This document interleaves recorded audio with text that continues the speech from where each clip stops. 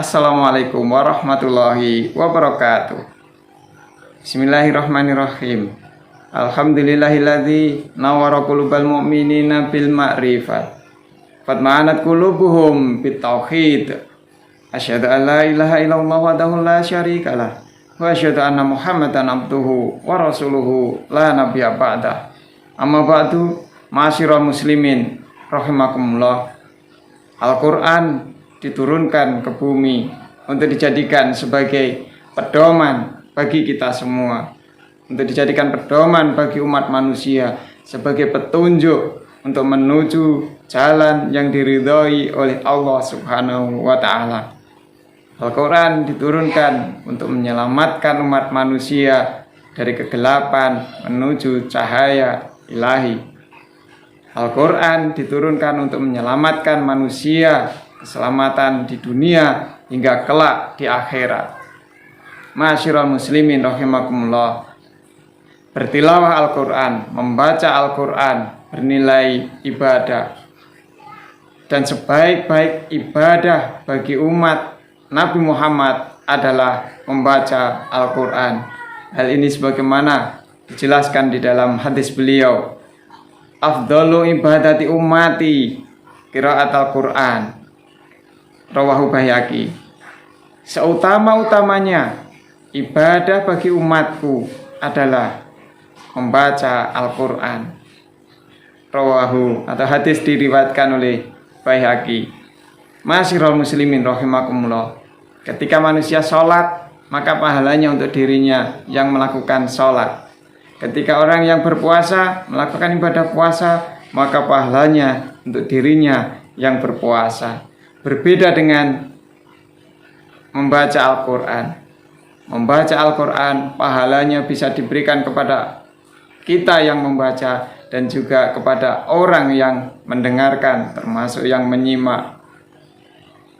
Orang yang melihat orang sholat tidak akan mendapatkan pahalanya orang yang sholat, tapi orang yang mendengarkan bacaan Al-Quran akan ikut mendapatkan pahala dari Al-Quran atau dari ayat yang dibaca oleh pembacanya. Ma'asyiral muslimin rahimakumullah. Sayyidina Ali bin Abi Thalib pernah menjelaskan bahwa orang yang membaca Al-Quran di luar sholat dan dia dalam keadaan tidak sedang punya wudhu atau dia sedang batal, maka pahalanya akan dilipatkan sebanyak 1 sampai 10. Orang yang membaca Al-Quran di luar sholat tapi dia punya wudhu dalam keadaan suci, maka pahalanya akan dilipatkan sampai 25. Dan barang siapa yang membaca Al-Quran di dalam sholatnya, maka pahalanya akan dilipatkan 50 hingga 100. Dalam hal ini Nabi SAW juga mengingatkan dalam hadisnya, man qara'a harfan min kitabillahi falahu bihi hasanatun wal hasanatu bi asyri amsalihha la aqulu alif lam mim harfun walakin alif harfun walam harfun wa mim harfun, rawahu Tirmidzi. Yang artinya, barang siapa yang membaca satu huruf dari kitab Allah, yaitu Al-Quran, maka akan diberikan pahala 1 kebagusan. Dan 1 kebagusan itu semisal dengan 10 kebagusan yang setara dengannya.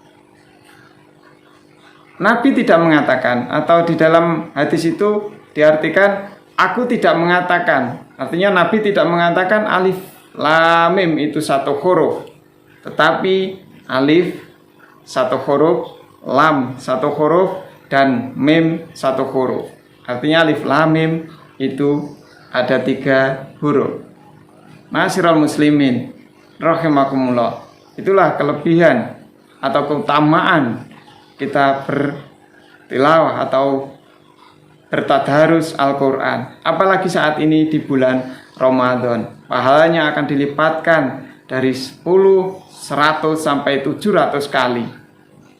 Oleh karena itu, mari kesempatan yang diberikan oleh Allah, selagi kita masih diberikan umur, selagi kita masih dipertemukan dengan bulan Ramadan tahun ini, maka mari kita perbanyak bertadarus Al-Quran, karena seutama-utamanya ibadah umat Nabi Muhammad adalah bertadarus Al-Quran. Di dalam hadis yang lain, nawiru manazilakum bisolah wa tilawatil Quran. Terangilah rumahmu dengan sholat dan membaca Al-Quran. Hadis riwayat Bukhari.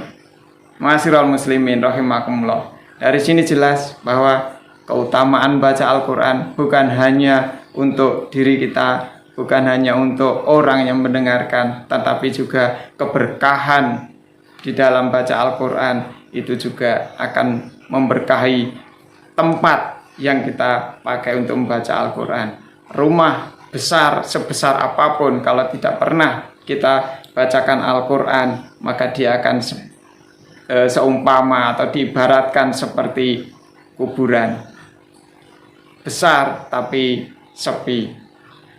Naudzubillah min dzalik. Semoga rumah kita dijadikan rumah yang penuh dengan keberkahan, keluarga kita dijadikan keluarga yang sakinah, mawaddah warahmah, putra-putri kita dijadikan putra-putri yang sholih wa sholihah. Amin amin ya rabbal alamin. Barangkali itu yang bisa saya sampaikan pada kesempatan kali ini. Mudah-mudahan ada guna dan manfaatnya. Semoga kita diberikan keistiqomahan di dalam bertadarus Al-Quran, baik di dalam bulan Ramadan atau nanti setelah bulan Ramadan sampai akhir hayat kita diberikan keistiqomahan. Amin amin ya rabbal alamin. Untuk semuanya, walau alam bisawab. Wassalamualaikum warahmatullahi wabarakatuh.